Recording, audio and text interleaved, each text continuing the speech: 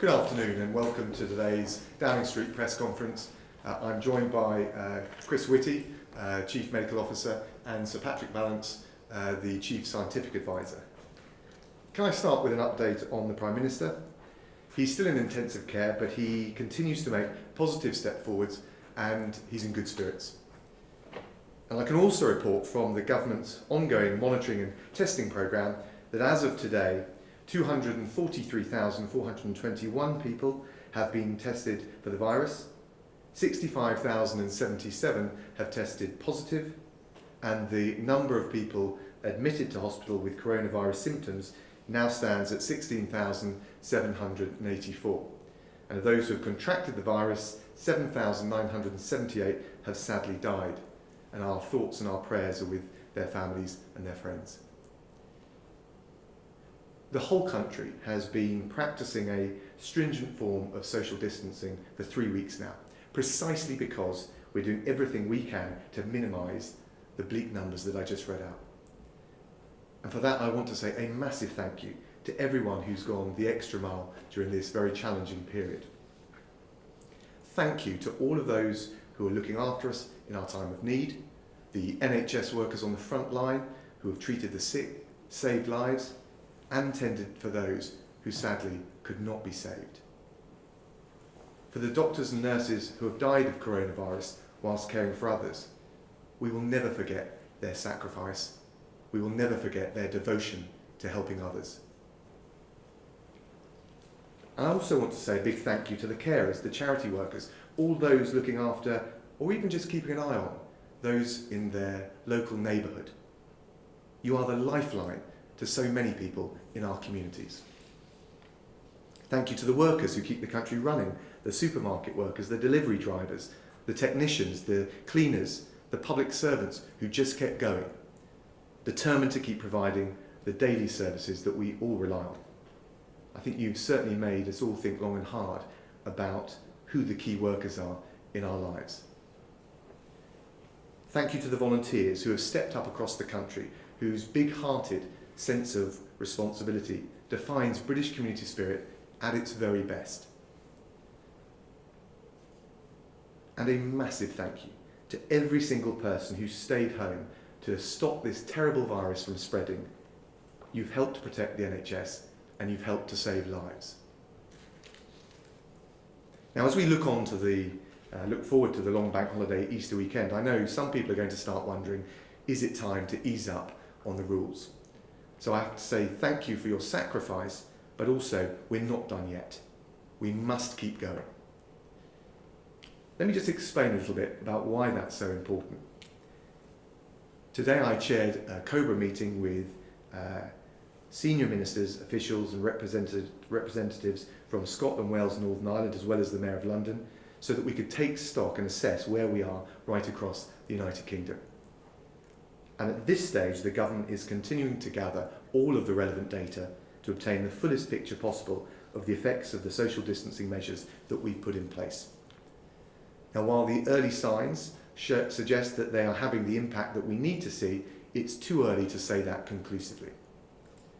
SAGE will meet next week to discuss the latest evidence and will keep the measures we've put in place under review. As we've said on many occasions now, we'll be guided by the science at all times. So we don't expect to be able to say more on this until the end of next week. And let me just be, again, very clear about this. The measures will have to stay in place until we've got the evidence that clearly shows we've moved beyond the peak. Now, I know these restrictions take their toll day in, day out on people's livelihoods, on people's quality of life, on people's mental health. And I appreciate that it's often the little things that hurt the most. With the Easter bank holiday coming up, I'd normally spend it with my two boys, 7 and 5 years old, with their grandparents doing an Easter egg hunt. And I know there's going to be lots of people who would normally be planning a family get-together or just getting out in the sunshine with friends and loved ones. Unfortunately, right now, we just can't do those sorts of things. And I'm really sorry about that. But just take a moment to think of the progress that we've already made. Following the guidance, staying at home, denying the virus what it needs to spread more easily and to kill more people. It's been almost 3 weeks and we're starting to see the impact of the sacrifices we've all made. But the deaths are still rising and we haven't yet reached the peak of the virus. So it's still too early to lift the measures that we've put in place. We must stick to the plan and we must continue to be guided by the science. Our top priority, our immediate priority, remains to slow the spread of the virus and to save as many lives as possible. And that's why we have to continue to ask you all to keep complying with the guidance. And as we've said consistently from the outset, it's vital we take the right decisions at the right time. And the most important thing right now is that people continue to follow the government's guidance until we've got the evidence that the virus is firmly under control. So that means please do stay at home to protect our NHS and to save lives.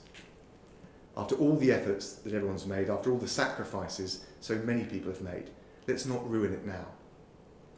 Let's not undo the gains we've made. Let's not waste the sacrifices so many people have made. We mustn't give the coronavirus a second chance to kill more people and to hurt our country. I know it's tough going, but this is a team effort and we'll only defeat this virus for good if we all stay the course. So please stay home this bank holiday weekend for everyone's sake. And I will turn to Sir Patrick to give us an update on the very latest data. Sir Patrick, over to you. Thank you very much. As the First Secretary has said, the measures that everybody has taken, the difficult things that we've all had to do, are making a difference, and they're making a big difference.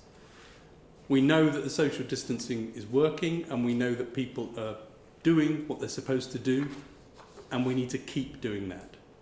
And the reason we need to keep doing that is because it stops the transmission of the virus in the community, and we know that that is already happening. Next slide, please. As a result of stopping the transmission in the community, we stop new cases appearing. And this slide, the numbers go up and down a bit, but what you can see is it's not taking off in that sharp uptake. It's not gone sky high. And if anything, there might even be some flattening. That is because of what we're all doing with social distancing. If we had not done that, those cases would now be very much higher. If those cases were higher, next slide please, then this graph wouldn't look like this. We would find many, many more people in hospital. We would find the health system potentially overrun. And what you can see on this graph is the increase in hospital admissions, people in hospital beds with COVID, and it has gone up across the country, but it's not gone up in that steep way. And again, if anything, we're beginning to see the first signs of this levelling off. Too early to be sure, too early to know that this is on the way down, but it's not got that fast upswing that it would have had we all not been doing what we are doing with these difficult measures of social distancing.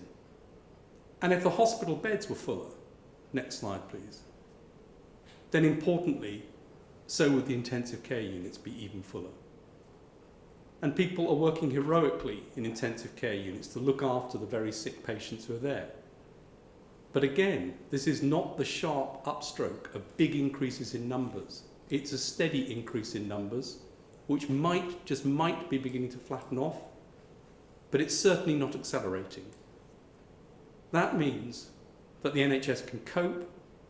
It's got the right numbers of beds with the new expansion in order to be able to cope with this. So if we were not doing what we're doing, and if we don't continue to do what we're doing in terms of the social distancing, we put all of this at risk. We jeopardise the thing that's allowed us to get to this position. And if I can have the last slide, please. Unfortunately, sadly, there are deaths from this disease. And those continue to rise, and you can see here the increase in rise in the UK and in other countries. This will not change for a few weeks because the deaths come after the other illnesses, the early illness, the intensive care, and then in some patients, unfortunately, die. And that will continue to increase for a few weeks. We need to see this begin to go down as well. It should follow the others. So the message is clear. which is the social distancing that we're all doing, is breaking transmission. It's stopping the hospital admissions, beginning to see that flattening off, still unbelievably busy, but beginning to see that flatten off.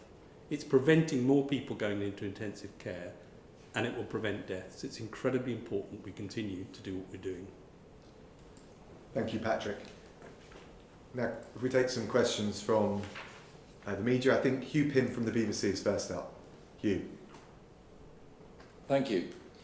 We've heard some harrowing stories of people dying alone because family can't be with them for understandable reasons to do with the virus risk. What do you say to the British public about how things will develop from here? Well, the first thing I would say is thank you for all you're doing, not just the key workers, as essential as they are, and we applaud them for the incredible work they've done, but also to every individual who's followed the advice and the guidance. But we've made progress. Patrick has set that out, I think, very clearly, but we don't know conclusively that we're beyond the point at which we could start considering whether the measures will be relaxed. So we must keep it up.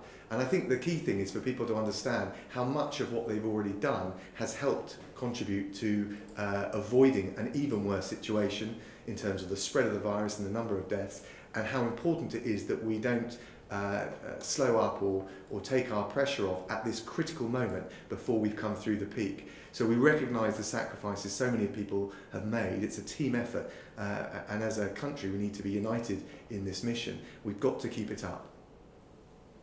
Did you want to come back with anything further, Hugh? Maybe to Patrick Vallance a little bit more on the death projections that you have got. I know it's difficult, but how long and how fast you expect the deaths to carry on rising?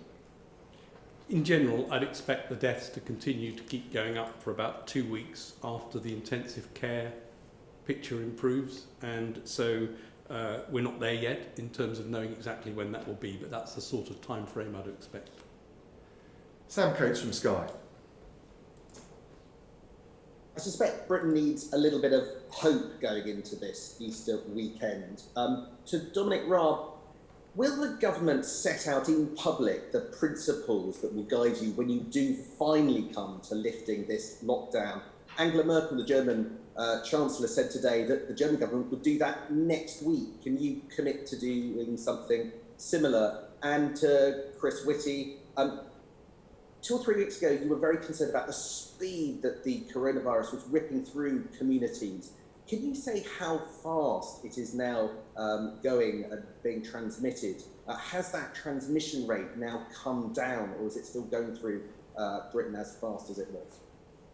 Thanks, Sam. Well, look, the positive is that I think, as we've hopefully set out clearly, we can show people that all the sacrifices that they've been made and all the forbearance that they've shown has made a real difference. It has saved lives. It has helped protect the NHS.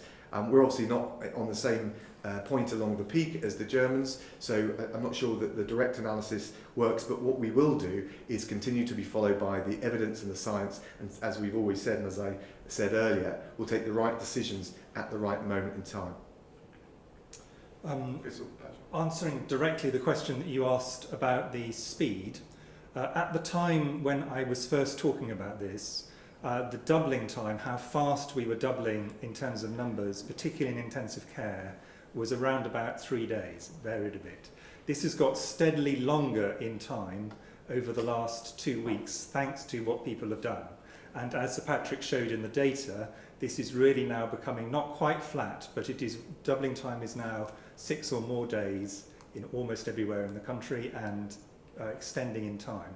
That has only happened because of what everybody has done, what we've all done in terms of staying at home and only going out for work, exercise and critical shopping and medical care. If I can just add one thing in terms of the principles, and this is not principles except in the narrow sense of health. I think it's important to remember that there are the direct effects of people dying from coronavirus, and this has been affected by people helping to pull the curve down. But there are also indirect effects which have to be taken into account when we're thinking about the health effects over the long term. Those include the indirect effects were the NHS to be overwhelmed, and because of people's actions, there is still room in intensive care, there's still room in the emergency services across the country in terms of other health issues. But we also have to remember the effects on things that have to be delayed to free up NHS space. And we have to think about the effects of the long-term health effects of some of the economic measures. And these are all health things, and there are other economic and other things that need to be taken into account by ministers. But for me as a doctor, I'm thinking about the health things. All of these need to be taken into account in working out how is the best way to go to the next stage in this epidemic. If I can also come in there, Please. if I may. Chris spoke about the doubling time in intensive care, which has got longer. If you look in the community, at the moment, you would expect there to be no doubling time. This is not doubling. In the community, you would expect this now to be shrinking for all the reasons I've said, and the evidence suggests that that's what's happening in terms of the transmission in community. So that's all pointing in the right direction, and the doubling time in ICU is a reflection of what's happening earlier and the efforts that have been made in terms of social distancing. Sam, did you want to follow up? Just in terms of publishing the principles that we will rely on, perhaps not next week because we are, as you say, in a different place to Germany, but will the British government at some point explain to the British people in a document the trade-offs and the evidence about how they're going to go about lifting the lockdown? Well, look, we'll make the right decisions at the right moment and we'll be guided by the science. I think that's really all I'd say at this point. But just remember, I think the focus, and we don't want to see any distraction from that, as we look forward to the long bank holiday weekend, is just picking up on the evidence that Patrick and Chris have set out, is not to take our eye off the ball, not to undo all the good work, not to undo the sacrifices so many people have made by becoming more lax or failing to follow the guidance at just the moment where we need to make sure we double down, follow the guidance, get through this peak. I think that's the most important thing right now. Hannah Miller from ITV Granada. Thank you, Foreign Secretary. 2 questions for you. Today, Greater Manchester Police revealed that last weekend they received reports of more than 1,000 gatherings. How can they possibly be expected to police that when around 1/5 of their staff are not in work? And secondly, I want to talk to you about furloughing. We've spoken to a blind warehouse worker in Rochdale called Joe. He's worried about being able to socially distance, and he's being told to go in or to take unpaid leave. The government said it wants employers to take socially responsible decisions. Does that sound socially responsible to you? I don't know all the details of the case, but he sounds like a very vulnerable individual. We've provided the support to employers. We know they're under pressure, and we want all businesses to do the right thing. We're doing our bit, and I think it's important for us all to pull together, and particularly for the most vulnerable in our communities. So I want people to think, employers to think long and hard if they have people like that who they're employing and who are within their care in a broader sense. On the issue, I think it was Greater Manchester Police. The police are doing a great job, and it's a very difficult line for them to walk, but I think they're doing a terrific job. And above all, as we go into this long bank holiday weekend, I think people should think very long and hard, not just about the guidance and the importance of keeping it up, but about what happens to those on the NHS front line who are doing a heroic job if people in larger numbers don't comply with those rules. And I would urge everyone just to take a moment before they do anything, however warm it is, however great the temptations, just to think about the sacrifices those on the front line, particularly in our NHS, are making. Did you want to come back again? Yeah, thanks. Just on the furloughing and guidance around people with disabilities, do you accept that the guidance around social distancing for people with disabilities perhaps needs to be looked at in a bit more detail? Well, we can certainly take another look at it, but of course it's the way it's applied that's really important, with a flexibility and, again, as I said, a sense of the fact that we're all in this together and we pull through this together. So we can always look at the guidance. We want to make sure it's as clear as possible, but it's the way it's implemented as well, which is really important. Ben Kentish from LBC. Thank you, Foreign Secretary. You talked about the sacrifices that NHS workers are making, and we're hearing more stories of that today, people losing their lives. In some cases, they're telling us because they haven't got the right equipment. Now, to thank them for that work, thousands of people around the country tonight will take part in the clap for our carers. But I wondered if today you could go further and commit to, when this crisis is over, giving them a real reward, a financial thank you for the sacrifices and the efforts they're making on behalf of us all.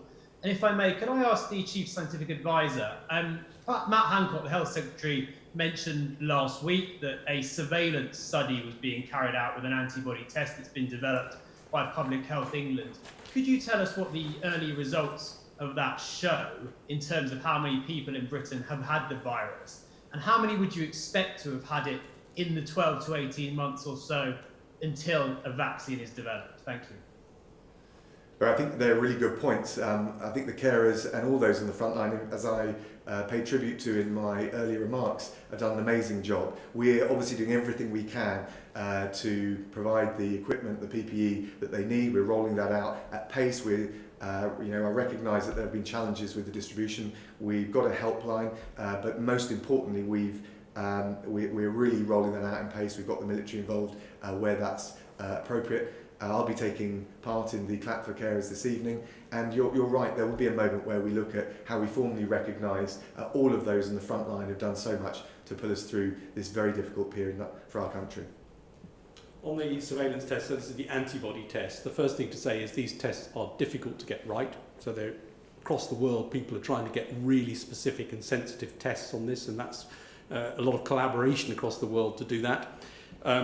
The scientists in Public Health England have worked on this, and yes, there is a surveillance study underway. I don't know the results yet, they're not out. This will continue until we've got the right results and they're able to communicate them, and of course they will communicate them like all good scientific practice as soon as they're ready and they know what they show and they can validate that these are reliable results. So that's what's going on at the moment. And in terms of how many people would you expect to get this before a vaccine or treatment comes along, I think the processes that we've got in place are clearly to suppress the number, and the idea is to try and keep that number as low as possible. Did you want to come back on any of that, Ben? If I may, Foreign Secretary, you said there will be a time to reward NHS workers. I wondered if you just might speculate on a personal level what form you think that should take. I do think it's important while they're doing this great job and we're all trying to focus on getting us through the peak, that we keep our focus and our attention on that. And I'd want to give it proper thought with all of the other people in government. But what I would say is I think we all recognise the enormous sacrifice they've made, how much it's done to help pull us through even to this level, how much it's done to avoid some of the worst scenarios we could have otherwise faced. And I'm sure there'll be the appropriate level of recognition at the right moment once we're through the worst of it. Oliver Wright from The Times. Thank you. A question first to Professor Whitty, if I may. We know that the daily death figures that you're reporting come from the NHS, but we're expecting next week figures from the Office of National Statistics, which will be wider than that. Do you expect that when you take into account care homes and other settings that we'll see a significant rise in the total death rate? Just to follow up on Ben's point with Sir Patrick, John Newton said last week on this antibody study that's being carried out at Porton Down that they were days away from having preliminary results. You say that you haven't seen the results, but would you anticipate that those results will be made available to the SAGE committee that will advise ministers on the next stage in the lockdown? On the NHS figures versus the ONS figures, so they measure different things. The reason the NHS figures are very useful for us is we can get them very fast, and they are collected in the same way the whole time, and they're very comparable actually to international figures, which tend to be collected in the same way. So what that allows us to do is what Patrick was doing at the beginning, which is to see in relatively near time the trends over time, because it's a steady, it's a very stable way of collecting the data. ONS data collects a much, and those NHS figures are all people who are proven to have coronavirus on testing, so they're definitely cases in hospitals. The ONS figures are much wider than that. I would therefore expect them, it's not just that they go further outside hospital, they also include people who have sadly died where the doctor thinks that coronavirus may be involved even if there is no test involved in that decision. And I would expect those numbers to be higher. But because it takes longer for the data to come in, it's always going to be a lag between those two amounts, which makes the ONS data extremely useful for looking at the wider picture, but the NHS data is more useful for us to make decisions day to day and to make decisions, for example, about what we need to change in terms of our current interventions. And the answer to the question is yes, of course we would expect to see those results in SAGE, and we'll see them when they are ready and the studies have been completed and they've been properly analysed. And we spend a lot of time looking at this from across the world as well. Had calls with colleagues from many countries earlier in this week on this very topic. Had a call last night with somebody from Stanford University working in this area. This is something we look at right the way across the world all the time. And of course the PHE results will come to SAGE when they're ready. Do you want to come back on any of that, or no? I just would like to ask you, Mr. Raab, if it's possible, have you managed to have any contact with the Prime Minister since you took over his responsibilities at all? Not yet. I think it's important to, particularly while he's in intensive care, to let him focus on the recovery. We in the government have got this covered. I chaired the COBRA meeting that I've just come from. We're pursuing all the different strands of our strategy to defeat the coronavirus, and I'm confident we'll get there. George Parker from the FT. Question for the Foreign Secretary. I'd like to ask you about the Bank of England's decision today to effectively extend its overdraft facility to the government. We're told this is a temporary measure, but nevertheless it's very unusual. Can you explain exactly why the government needs this facility? And is it possibly because the cost of your economic interventions to address the crisis are costing more than you expected, particularly the job retention scheme? And separately, a question for Professor Whitty. We heard today from the US scientific equipment maker Thermo Fisher. They have an agreement with the government to supply 100,000 swab tests a day at least. Can I just check that is correct? And if so, what are we waiting for? So George, on the Bank of England decision, obviously we've got an independent Bank of England. They make those decisions autonomously. As you said, it's a temporary measure, but the broader picture is from the fiscal measures that the Chancellor has taken through to the measures taken by the Bank of England. We want to make sure that we're in the best position, not just to see us through this crisis from a health point of view, as important as that is, but also from an economic point of view. And we're making sure that we use all the levers across government to achieve that. On the testing, we're ramping up every day on the testing, but I think it's important to differentiate between tests available and ready to run and the whole system running in terms of in the lab, and actually having the whole system running so you're very confident that someone who needs a test can order the right test and will get the right result back. And the whole process is going up every single day this month. I expect to see an increase in the number of tests that go out and the number of results that come back, including Thermo Fisher, but not only Thermo Fisher. There are quite a few other groups who are involved in this. Did you want to follow up there, George? Yeah, just a very quick one to Chris Whitty. I mean, doesn't this really reflect the fact that the problem lies in our laboratories and not through any, for example, shortage of chemicals, which is something that Michael Gove said last week? And Mr. Raab, very quickly, something going back to your earlier opening remarks. You said that the measures will have to stay in place until we have clear evidence that clearly shows that we have moved beyond the peak. Should we assume, therefore, that once we have evidence that shows we have moved beyond the peak, that the restrictions will start to be eased? Well, I think the whole point is not to make assumptions, but to be guided by the evidence when we've got it. I don't know, Chris, what do you want to in terms of kit, I mean, both there was a period when both swabs and reagents were in short supply. That's beginning to sort itself out. That doesn't, but you know, a testing process is a long chain of which actually doing the test is in the middle of it, but there are large parts either side. But you're absolutely right that that was a barrier. It's much less of a barrier, although it has not gone away completely, but it is a lot better than it was. Thanks, George. Hugo Guy from the Eye. Thank you. Foreign Secretary, can I just ask you to clarify the extent of your own authority in the Prime Minister's absence? We're aware you're chairing the committees in the Cabinet that he would normally do. Are you authorised to make big decisions, for example, on lifting the lockdown, a decision that's going to have to come next week, if the Prime Minister is still unavailable? Can you make that decision in the same way that he did, that he would do? And Sir Patrick, can I just ask, as you pointed out, the mass surveillance testing results are not yet available.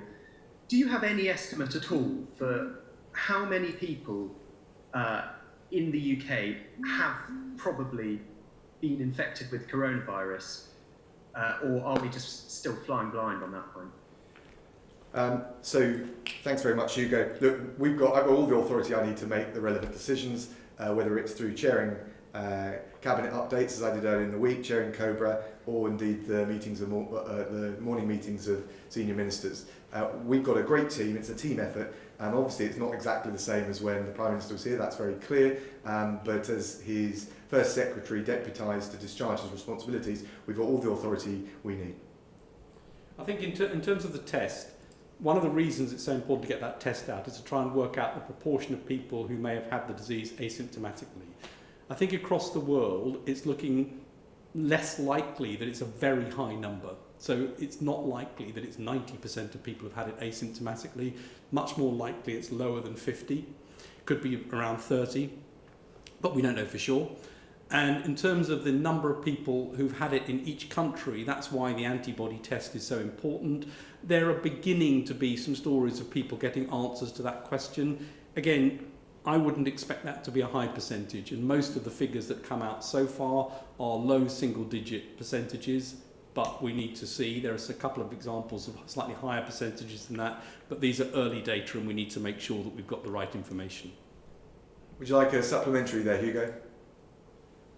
Well, yeah, so can I just clarify, Sir Patrick? Appreciate the picture is still unclear, but you would expect it to be, for example, well under 10% probably of people in the UK have been infected by comparison to the situation in other countries. Is that fair enough? I can't tell you what the answer is going to be. We need to do the experiment, find out the answer, but from what I've seen from other places, it's mainly single-digit numbers, and it could be a bit higher in some places. Andrew McCaskill from Reuters. Many thanks. I've got two quick questions for the advisors. First for Sir Patrick. Why did your modelling committee, as members told Reuters, not begin reviewing and modelling the consequences of the full lockdown across the country until mid-March? And for Chris Whitty, if I could ask, Britain created a coronavirus test on January the 10th. Why did it take more than 2 months to contact many labs to ask them to create capacity to carry out tests? Thank you. Maybe I'll tell you what happened, and that's the easiest way to answer the question, which is we started working on this in January. We had our first full SAGE meeting in January. We had a pre-SAGE before the 24th, I think it was, of January. We had an earlier meeting, and in February we modelled all of the interventions that you've now seen. And those interventions were modelled, looked at in SAGE, including scenarios of full lockdown to push the peak out to autumn. They were done throughout February. That's why in early March it was possible for the Department of Health and Social Care to publish an action plan which included all of the measures and reported that all of these might be necessary at some point, and they needed to be put in the right combination and in certain orders to get the maximum benefit. So it's not correct that we didn't model it till March. We modelled it throughout February, and that, of course, is what led to the action plan. Yeah, on testing, I mean, you've got to remember, this is a completely new virus initially. From the time that actually the Chinese scientists put the genotype on the web, which was a fantastic first step, we moved incredibly quickly to get a first test. There was quite a rapid ramp up, but it initially had to start off to be sure the test worked. To make a point which I've made before, getting a test that's inaccurate is really unhelpful. So we had to be confident about that, and then it was rolled out in stages, and it continues to be rolled out in stages and will continue all the way through this month. Andrew, would you like a final question? Yeah, just to follow up on that point, we were told by, this is to Sir Patrick, John Edmonds told us that neither him or Neil Ferguson had carried out any modelling for the lockdown until March. I'm just wondering why there's that discrepancy there. Well, I don't know exactly what John said to you and what he didn't say to you. I know what happened, and I've just told you what happened, and the modelling came in from a variety of sources. Thanks, Andrew. Thank you all very much.